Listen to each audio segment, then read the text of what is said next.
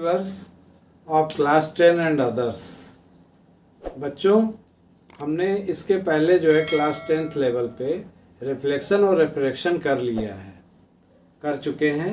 इसके बाद का जो नेक्स्ट चैप्टर है वो human I and colourful world है। तो इसको हम लोग पढ़ेंगे, समझेंगे, जानेंगे। इसके अलावा भी जो हमारे व्यूअर हैं वो इसे देख सकते हैं और इससे उन्हें काफ़ी प्रॉफिट होगा। तो इसमें जो है ह्यूमन आई, मानव नेत्र, कितना इम्पॉर्टेंट पार्ट है हमारी बॉडी का, इसको आपको बताने की ज़रूरत नहीं है कि अगर आँखें ना हो तो हमारे लिए पूरी दुनिया अंधेरा होती है। ये जिन लोगों के पास आँखें नहीं हैं उनसे आप जान सकते हैं। लेकिन हमारे शरीर का पार्ट होते हुए भी हम इसके विषय में कितना जानते हैं, ये एक बड़ा डाउटफुल मैटर है। इसको सबसे पहले तो हम क्लास 10th लेवल पर ही देख रहे हैं। आप इसको देखिए और समझिए कि सबसे पहले जो ह्यूमन आई है, ह्यूमन आई को हम एक सबसे पहले आप देखिए, जो मेन आँख है हमारी, यानी जिसमें हमारा ये आइरिस और प्यूपिल, ये दो चीज़ें, ये फ्रंट है हमारी आँख का। और आँख हमारी जिस क्वार्टर में सिचुएटेड है उसको आई बॉल, पूरे को कहते हैं आई बॉल। आई बॉल, ये पूरा सॉकेट जिसमें हमारी आँख फिट है उसको कहते हैं आई बॉल। इस सॉकेट में जो सबसे अंदर से सबसे बाहरी जो लेयर है उसे हम हिंदी में दृढ़ पटल या स्क्लेरोटिक सरफेस कहते हैं। इसका काम खाली ये है, ये बोन है, इसका खाली काम है आँख को प्रोटेक्ट करना, यानी it is only for protection of our eyes. इसके बाद जो सेकंड लेयर है भीतर से, मतलब भीतर से बिल्कुल लास्ट से सेकंड लास्ट, वो है कोराइड या रक्ताभ पटल।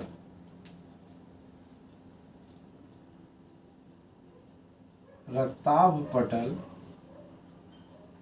इसको हम कोराइड के नाम से जानते हैं।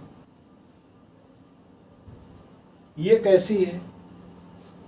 इसमें सेल्स होते हैं, ब्लड सेल्स होते हैं,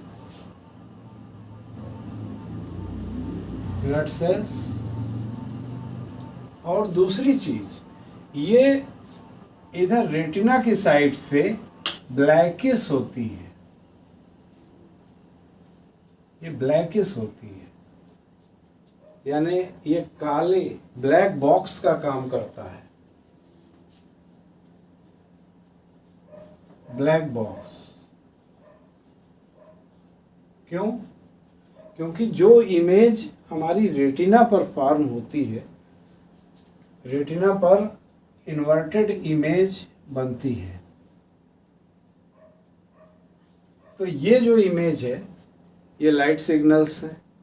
ये लाइट सिग्नल्स कुछ ज़्यादा होते हैं, तो जो इनसे रेडिएशन छिटकता है वो जाता है कोराइड पे, तो कोराइड उसे एब्जॉर्ब कर लेता है और ये इमेज जो है वो चमकीला दिखाई देता है। तो इसका कोराइड का भी बड़ा स्पेशल रोल है कि जो एक्स्ट्रा लाइट है उसको ये एब्जॉर्ब करता है। एब्जॉर्बिंग एक्स्ट्रा लाइट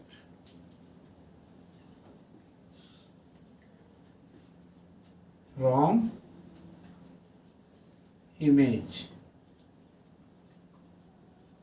जो इमेज फॉर्म हुई उससे जो निकल रही है।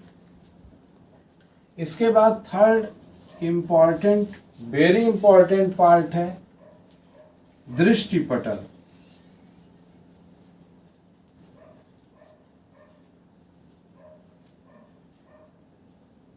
रेटिना। आजकल बहुत से लोगों की रेटिना खराब हो रही है और क्या रीज़न है वो आप यहाँ समझ सकेंगे। सबसे पहले हमें अभी सिर्फ रेटिना पर कंसंट्रेट रहना है। ये हम जान रहे हैं कि रेटिना पर इमेज फॉर्म होती है, इन्वर्टेड इमेज फॉर्म होती है। यानी इसका जो बेसिक रोल है वो क्या है, एक स्क्रीन का रोल है। Screen, inverted image, inverted real image formed here।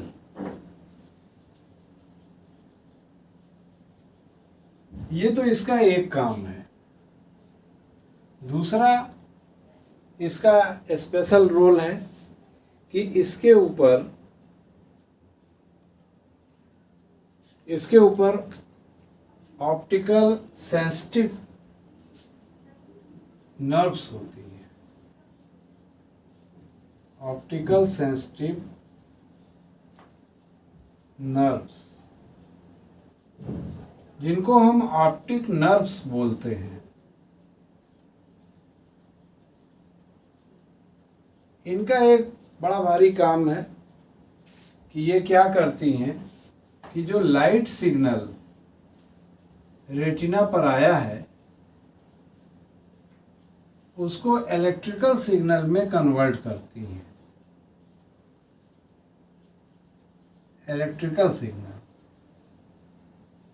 और जैसा कि हम लोग जानते हैं कि हमारा ब्रेन केवल इलेक्ट्रिकल सिग्नल ही कलेक्ट करता है और यहाँ से जो लाइट सिग्नल है ये कन्वर्ट हुआ इलेक्ट्रिकल सिग्नल में। इलेक्ट्रिकल सिग्नल में कोडिंग हो जाती है, ये कोड में बद्ध हो जाते हैं, बाउंड हो जाते हैं। अब ये जो इलेक्ट्रिकल सिग्नल है जब ब्रेन में जाएगा तो वहाँ इसको डिकोड करेंगे। इसको डिकोड करने वाले सेल्स होते हैं जो इसे डिकोड करते हैं और फिर से लाइट सिग्नल में जो जो इन्फॉर्मेशन कलेक्ट हुई है उसको रिप्रोड्यूस करते हैं। तो ये इसका दूसरा काम है कि जो इसकी ऑप्टिक नर्व्स हैं वो जो इन इमेज उसे मिली है उसको लाइट सिग्नल से इलेक्ट्रिकल सिग्नल में कन्वर्ट कर देती है। ये तीन पार्ट हैं जो ये बता रहे हैं कि जो इमेज यहाँ आया है वो कैसे ब्रेन ने देखा है। लेकिन अभी हमारा ऑब्जेक्ट कहीं नहीं दिखाई दे रहा है, तो अब हम इसे कहते हैं रियर पार्ट। रियर पार्ट आप आई। अब हम फ्रंट पार्ट पे आएंगे। फ्रंट पार्ट,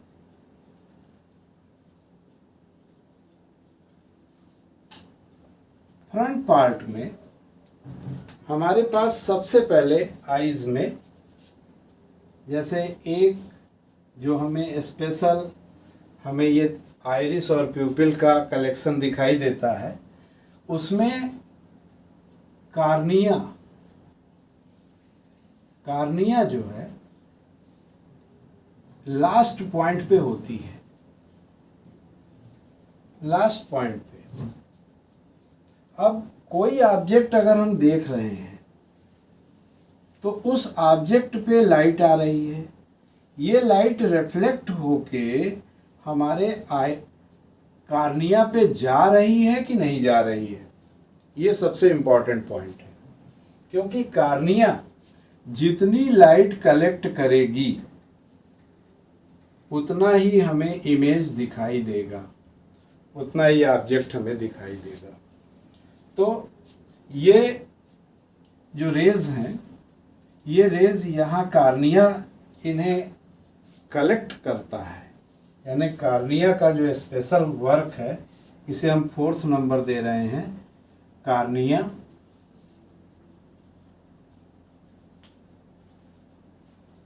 कार्निया जो है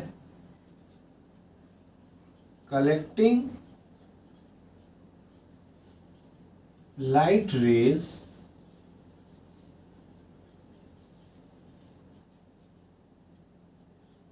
फ्रॉम ऑब्जेक्ट, ये इसका काम होता है कि लाइट रेज को कलेक्ट करके अब इसे इनवर्ट, ये जितना इसने कलेक्शन किया है इसे पैसेज का रोल जो है देने के लिए 5th पार्ट आ जाता है, जिसे हम कहते हैं आइरिस, सफ़ेद वाला भाग। सफ़ेद वाले भाग में जो रेज आ जाती हैं, ये रेज आ रही हैं सफ़ेद वाले पार्ट में।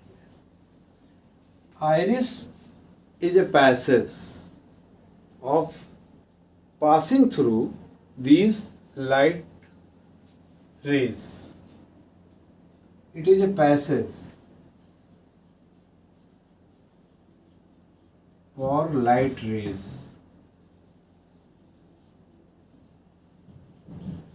इसीलिए ये वाइट होती हैं, और जब ये पास करती हैं तो कितनी रेज इन्होंने कलेक्ट की है, इसके हिसाब से हमारी प्यूपिल का स्ट्रक्चर बनता है।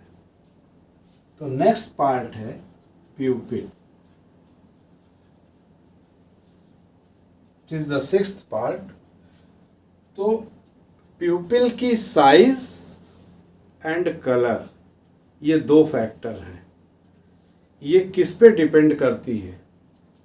ये दोनों चीज़ें डिपेंड करती हैं इनकमिंग लाइट पे। कितनी इनकमिंग लाइट है उसके हिसाब से प्यूपिल की साइज होती है। प्यूपिल की साइज वैसे 1/3 ऑफ आइरिस होती है फॉर ह्यूमन बीइंग,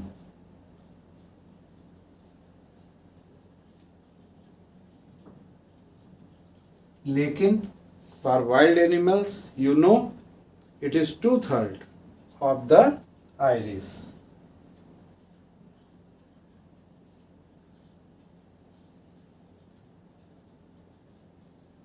और वाइल्ड एनिमल,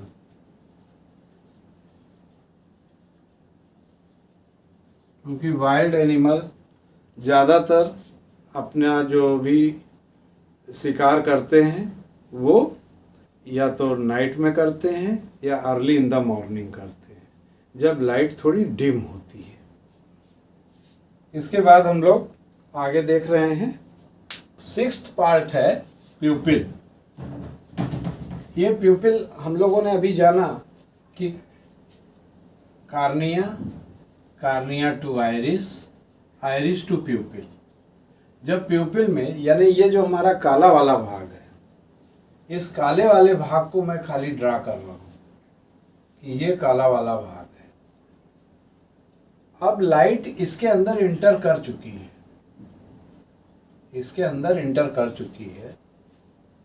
इस प्यूपिल में क्या काम होना है? ये पूरा ब्लैक है और इसकी साइज हमने आपको बताई। इसकी जो साइज है, साइज डिसाइडेड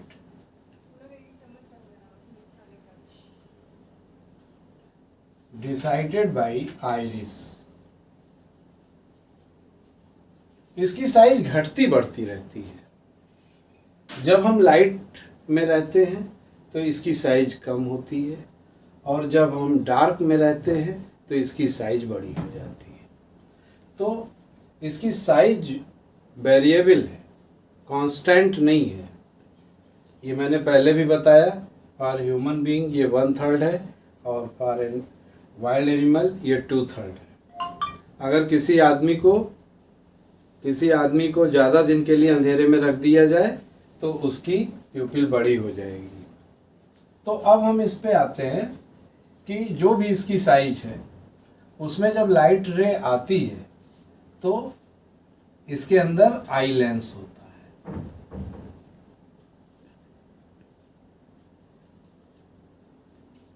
ये आई लेंस इस इमेज को रेटिना तक इसे पहुंचाना है, इसका काम है इसे रेटिना तक पहुंचाना। तो इसके बाद नेक्स्ट पार्ट है eye lens.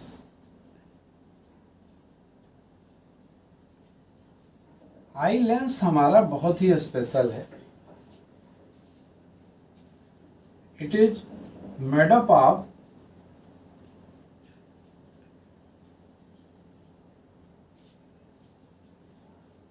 ciliary muscles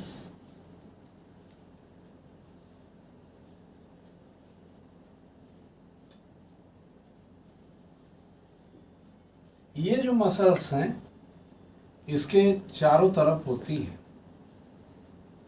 ciliary muscle, और by the nature of ciliary muscle ये आई लेंस अपनी फोकल लेंथ बढ़ा भी लेता है, घटा भी लेता है, ये दोनों काम कर लेता है।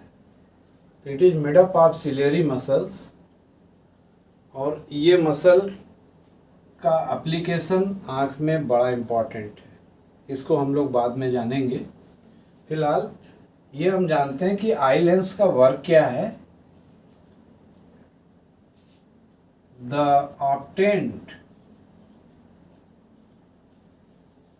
obtained light rays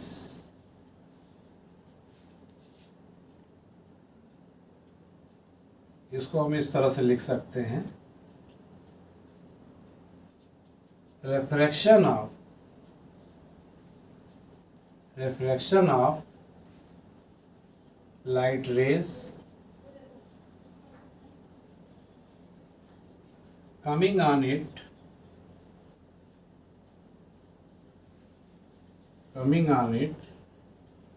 to retina,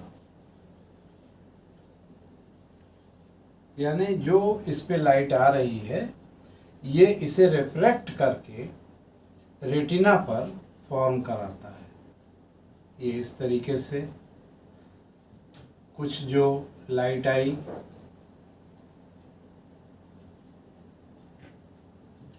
ये नीचे से आ रही है, ये यहाँ पर, तो यहाँ पर ये फोकस हो जा रहा है, इमेज फॉर्म हो जा रहा है, यही हमारी रेटिना होगी, यही रेटिना है जहाँ ये फोकस होगी। इसको हम लोगों ने वहाँ देखा था कि कैसे रेटिना पर इन्वर्टेड इमेज फॉर्म हो रहा है। अभी मैं इसको आपको दूसरा एक लेंस को लेके खाली ड्रा करके दिखाता हूँ कि उससे आपको बिल्कुल क्लियर हो जाएगा। जैसे कॉन्वेक्स लेंस में वर्कआउट होता है, ठीक वही काम हमें करना है। इससे जो लाइट रे आ रही है ये इसके फोकस से होके जाएगी, जो दूसरी रे है वो इस तरीके से जाएगी, और इसी तरीके से जो ये थर्ड रे है ये यहाँ चली जाएगी, और ये यहाँ से जो थर्ड रे है ये ऊपर की तरफ निकल जाएगी इधर, और जो ऑप्टिकल सेंटर से जाएगी वो इसे कट करेगी कहीं, और इसी तरीके से जो ऊपर जाएगी लाइट रे वो इसको इसी पॉइंट पे कट करेगी। तो ये टेल बन जाएगा। अगर ये हेड है और ये टेल है तो टेल यहाँ ऊपर बन जाएगा और हेड यहाँ नीचे बन जाएगा, ये इमेज बन जाएगी। ये काम है हमारे आई लेंस का, और यहाँ पे हमारे रेटिना होगी, ये रेटिना जिस पे इमेज फॉर्म हो रहा है। तो आई लेंस के बाद आइए हम जानते हैं नेक्स्ट पार्ट पे इसके कि दो लिक्विड हैं जो इसमें फिलअप है। उसमें से एक तो जो हमारी आइरिस है ये कार्निया हो गया और ये आइरिस हो गई। आइरिस, इसको हम थोड़ा बड़ा कर लेते हैं। आइरिस को, आइरिस और ये लेंस हो गया। यहाँ लेंस हमारे प्यूपिल के अंदर है। तो आइरिस और लेंस के बीच में एक लिक्विड फिल रहता है, जिसको हिंदी में हम लोग कहते हैं जलीय द्रव।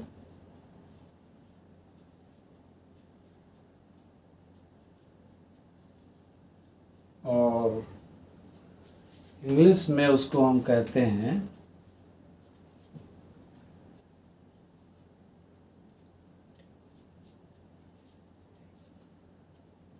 Aqueous humour.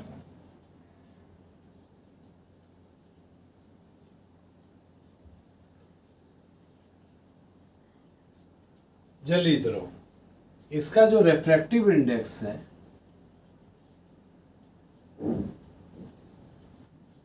ये 1.336 होता है। 1.336 ये वाटर से थोड़ा सा ही ज़्यादा है। 1.33 वाटर का होता है, इसका 1.336 होता है। What is role of this aqueous humour? इसका रोल बहुत इम्पॉर्टेंट है। जो लाइट सिग्नल, रिफ्लेक्टेड लाइट जो आँख के अंदर आ रही है, ये रेडिएटेड लाइट है। Radiated light. और इसके अलावा ये पॉल्यूटेड भी हो सकती है। तो इस लिक्विड में ये धुल के इसके जो भी इसका रेडिएशन है, हॉटनेस, कोई भी जो लाइट रिफ्लेक्टेड इमेज आ रही है, इसमें हॉटनेस होती है, गर्म होती है। जब ये इस वाटर से गुजरती है तो ये थोड़ा ठंडी हो जाती है, क्योंकि हमारी आँख को गर्म चीज़ हमें नहीं चाहिए। अगर गर्म मिल जाएगा तो फिर यही पानी गिरने लग जाता है। तो यहाँ पर जो है ये एक्वस ह्यूमर जो है, इसका रोल क्या हो जाएगा कि टू कूल डाउन, पहला काम इसका तो यही होगा, टू कूल डाउन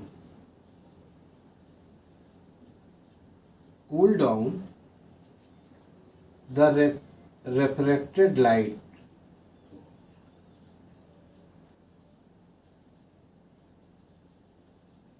और दूसरा काम इसका होगा कि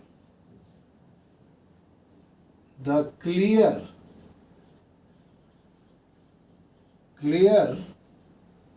रेज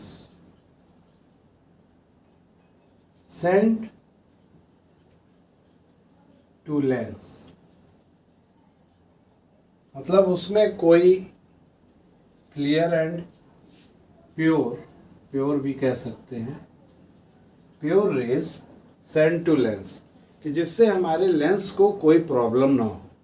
ये इसका काम होता है एक्वस ह्यूमर का। इसके बाद ये जो रेटिना यहाँ पर है, जहाँ इमेज फॉर्म हो रहा है, और ये लेंस, इसके बीच में भी लिक्विड फिलअप रहता है।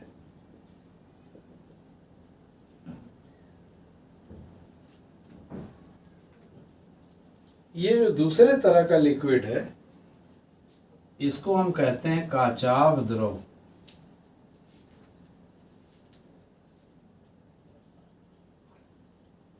Vitreous humour.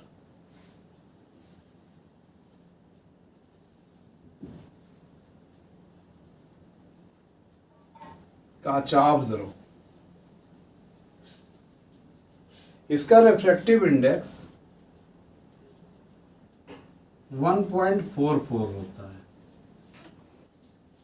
जैसा आप जानते हैं कि ग्लास का जो रिफ्रैक्टिव इंडेक्स है, तो 9th पार्ट है काचाव द्रव, जिसे हम बिटेरस ह्यूमर बोलते हैं। इसका रिफ्रैक्टिव इंडेक्स 1.44 होता है। जैसा कि हम जानते हैं कि ग्लास का जो रिफ्रैक्टिव इंडेक्स है ऑफ ग्लास, ये 1.50 होता है। तो ग्लास तो सॉलिड होता है, इसलिए उसका 1.5 है। और ग्लास की तरह ही ये जो लिक्विड है, इसका 1.44 होता है, मतलब ग्लास से कम होगा। लेकिन इसका भी वर्क लगभग वही होगा जो ग्लास का होगा। यानी जो यहाँ से जो रेज हमारी रेटिना पे नहीं पहुँच पा रही हैं, उसे पहुँचाने का काम ये बिटेरस ह्यूमर करता है। यानी इट सपोर्ट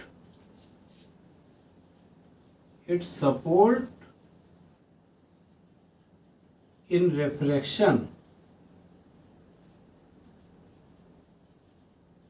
of image, ये इसका सबसे इम्पॉर्टेंट रोल होता है। लेकिन हम ये नहीं कह सकते कि खाली इसका यही काम है। ये जो बिटेरस ह्यूमर है, ज़रूरत पड़ने पर ये एक्वस ह्यूमर में भी कन्वर्ट होता है। अगर एक्वस ह्यूमर आँख का सूख गया है ड्यू टू एनी रीजन, या रेडिएशन बहुत ज़्यादा है, तो उस कंडीशन में ये इसको सप्लाई भी करता है यहाँ पर।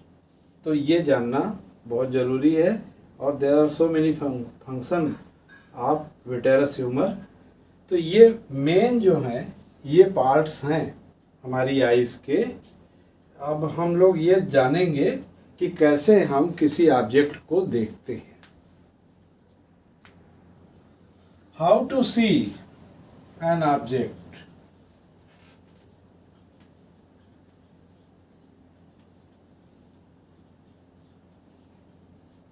हम लोग ये जानेंगे।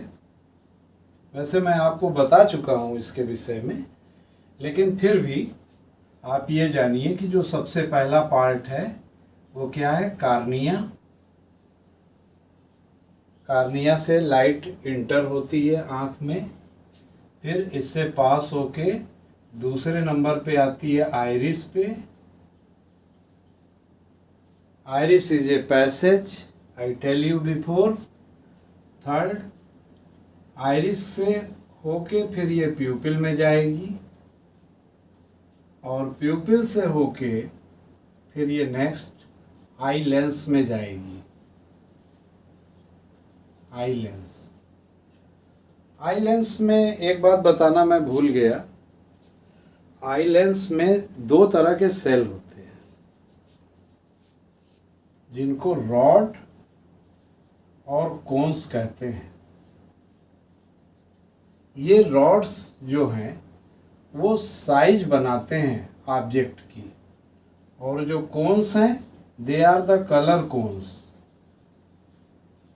ये दो काम आई लेंस में और हैं इम्पॉर्टेंट, कि ये जो रॉड्स हैं ये साइज, ऑब्जेक्ट की साइज क्या है, हाइट क्या है, विड्थ क्या है, इसको डिसाइड करते हैं।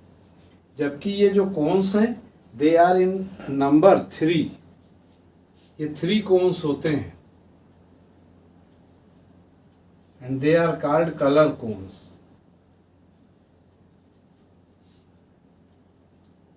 कलर कोन्स हैं, और कौन कौन से कलर हैं, रेड, ग्रीन और येलो। ये 3 बेसिक प्राइमरी कलर्स हैं हमारे। इन्हीं तीनों कलर से बाकी टोटल 7 कलर्स बने हैं। रेड प्लस ग्रीन ये फॉर्म होगा, ग्रीन प्लस येलो एक दूसरा कलर, यानी ये 4th हो गया, ये 5th हो गया, और येलो प्लस रेड ये 6 हो गया। और जब तीनों कलर मिल जाते हैं, रेड ग्रीन येलो, तो 7वां कलर मिल जाता है। तो ये जो 7 कलर्स होते हैं बेसिकली वो इन्हीं तीनों से होते हैं।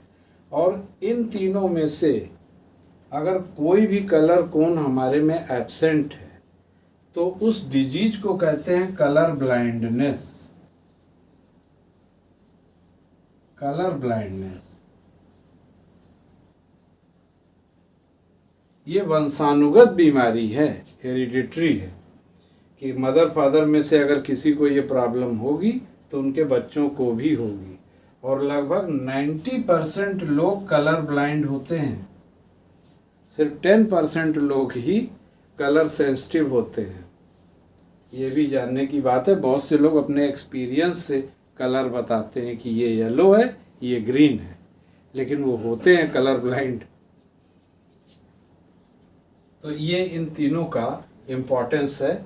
तो आई लेंस के बाद ये थोड़ा सा मैं बीच में दूसरी चीज़ आपको छूट गई थी तो मैंने बता दिया कि कोई नॉलेज में आपके गैप ना आए। तो आई लेंस और आई लेंस जो है इसको थ्रो कर देता है रेटिना पर। 5th पार्ट है जो इम्पोर्टेंट, रेटिना। रेटिना पर इन्वर्टेड इमेज फॉर्म हो गई और रेटिना से ही जो ऑप्टिक नर्व है, ऑप्टिक नर्व, इसने इसे ब्रेन को ट्रांसफ़र कर दिया और अब हम चीज़ों को सीन करने लगे, देख रहे हैं अब हम लोग। तो ये इतने 6 पार्ट ज़रूरी हैं हमें किसी ऑब्जेक्ट को देखने के लिए। और इन 6 पार्ट में अगर कोई भी प्रॉब्लम है तो उसकी वजह से डिजीजेज हमारी आँख में होती है। इसमें हम शुरू करेंगे सबसे पहले तो आई डिजीज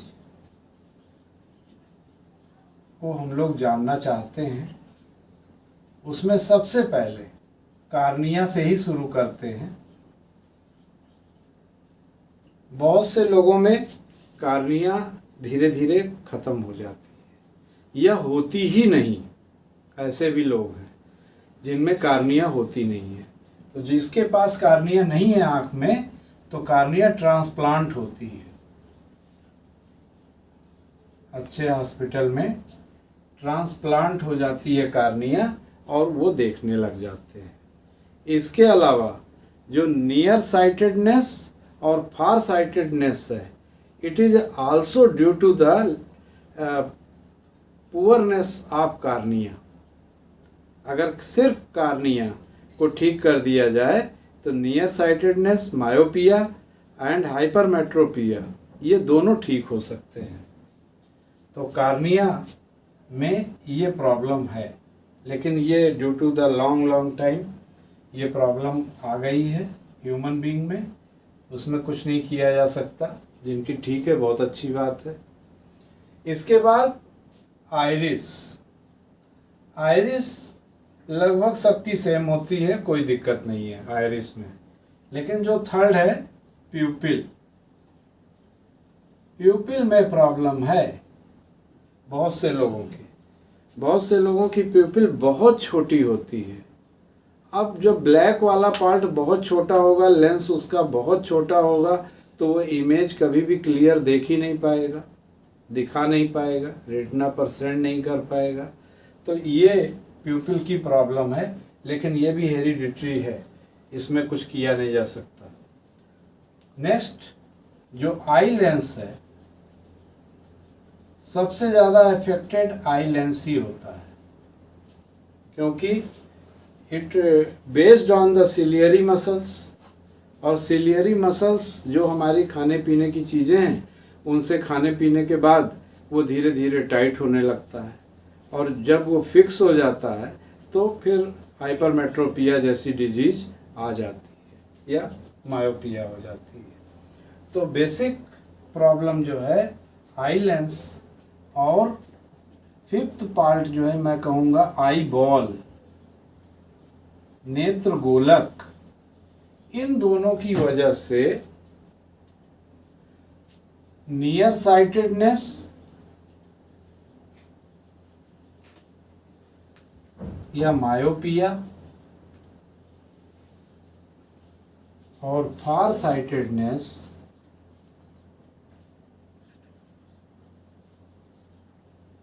या हाइपरमेट्रोपिया।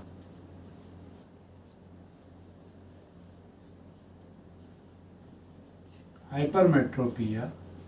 और तीसरी पर्स बायोपिया, वो वैसे बेसिकली इस पे डिपेंड नहीं है। यही दो डिजीजेज जो हैं ये आई लेंस और आई बाल पे डिपेंड करती है। इसको हम लोग अभी आगे देखते हैं। तो अब हम लोग देखते हैं कि मायोपिया क्या है या नियर साइटेडनेस।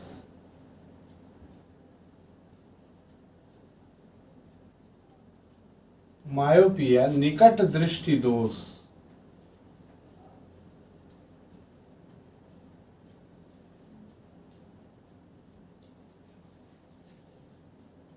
इसमें ऑब्जर्वर को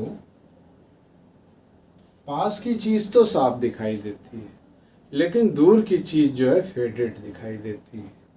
यानी the close objects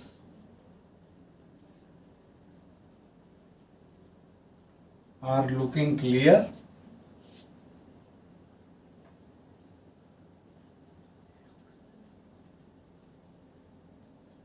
but distant object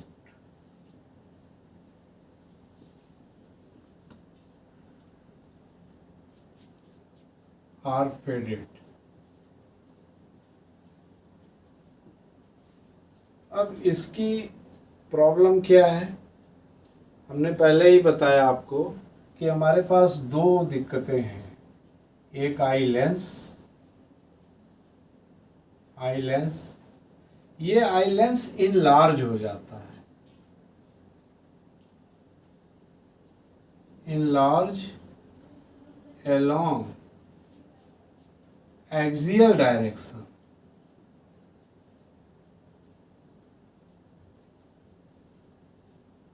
इससे क्या होता है, इसका रेडियस ऑफ कर्वेचर बढ़ जाता है।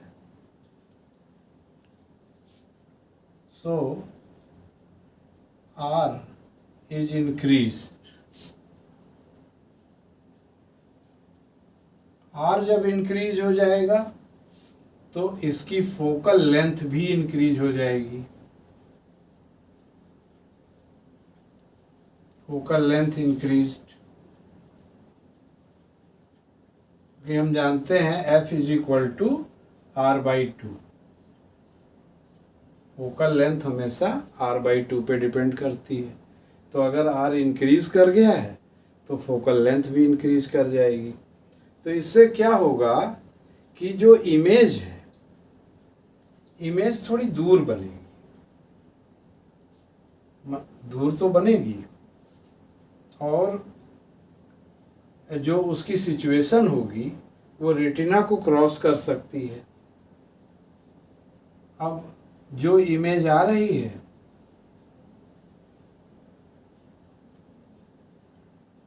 वो अगर यहाँ बढ़ गई,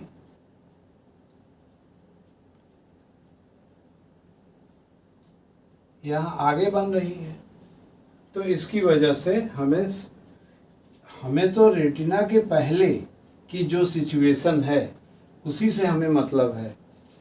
तो रेटिना के पहले तो ये रेज आ रही हैं, तीन तो दिखाई दे रही हैं, तो हमें ऑब्जेक्ट क्लियर कहाँ से दिखाई देगा?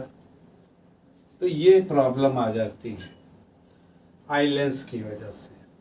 दूसरे नंबर पे आई बॉल भी दो तरह से एक्सपेंड कर सकता है। एक तो ये जो हमारा आई बॉल है, इस तरीके का पूरा स्फेरिकल आप कह सकते हो है, तो ये स्फेरिकल है इन नेचर। ये इस तरीके से पिचक सकता है, जब पिचक जाएगा ये, तो इसकी जो हमारी रेटिना है, रेटिना भी खिसक जाएगी, रेटिना यहाँ आ जाएगी। अब जो इमेज फॉर्म होगा वो यहाँ पे इमेज फॉर्म हो रहा है, ये हमको दिखाई नहीं देगा। तो ये जो है श्रिंक कर गया है, श्रिंक्ड, जो कि मायोपिया में होता है कि eyeball shrinked, then image form before the retina, before the retina। तो इसके लिए कॉनकेव लेंस लगाना पड़ता है इस प्रॉब्लम को एलिमिनेट करने के लिए। और अब जब यहाँ आपने कॉनकेव लेंस लगा लिया तो ये स्प्रेड कर देता है और अब ये जो है रेटिना पर इमेज बना देता है। इस तरीके से यहाँ इमेज बना दिया। दूसरी प्रॉब्लम है हाइपरमेट्रोपिया, जो ठीक इसी तरह से है। उसमें हम क्या देखते हैं, जो close objects are looking clear, तो उसमें हमें क्लोज ऑब्जेक्ट्स जो हैं वही नहीं दिखाई देते, दूर के हमें दिखाई दे जाते हैं लेकिन पास के नहीं दिखाई देते। तो इसमें इसको हम लोग इसके बाद देखते हैं।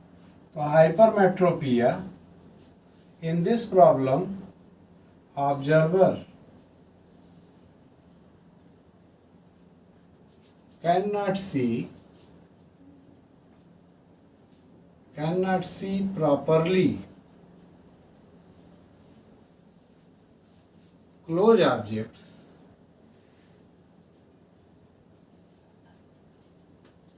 but he can see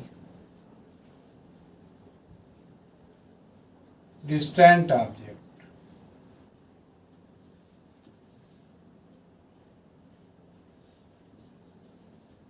It is due to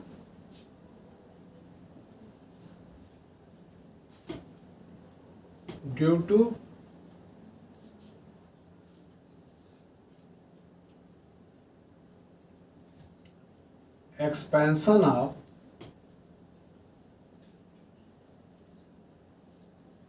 eye lens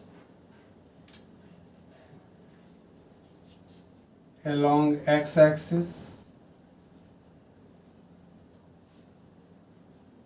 that is, now it is thicker,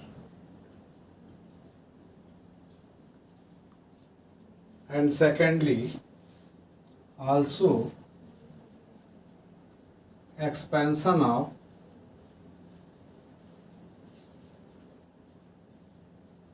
eyeball along y-axis।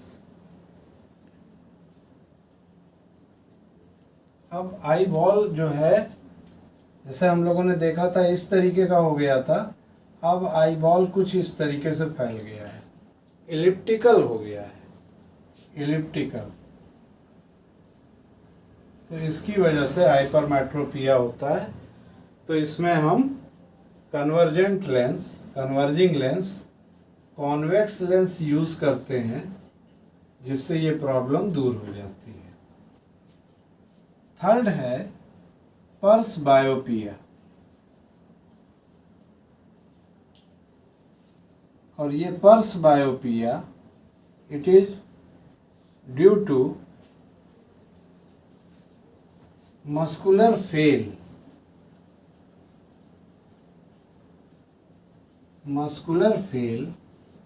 Of ciliary muscles.